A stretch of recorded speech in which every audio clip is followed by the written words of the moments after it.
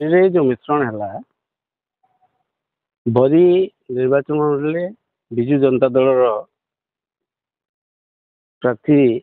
जी होते आमर विश्वरंजन मल्लिक 51,000 भोट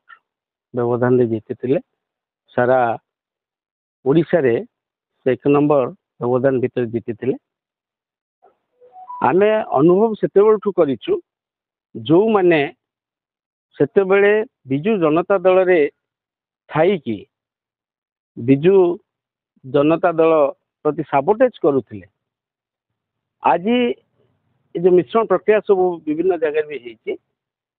से लोक मैंने ही जो माने विजु जनता दल साबोटेज करते से लोक मैंने बर्तमान बीजेपी दल में सामिल होती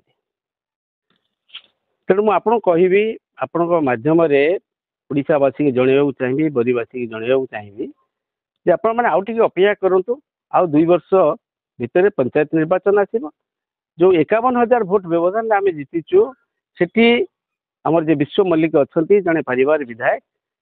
सी जदि से 60,000 व्यवधान सृष्टि न करेंगे से दिन आप मत प्रश्न पचारे मुझे सठिक उत्तर देवी संपूर्ण रूप से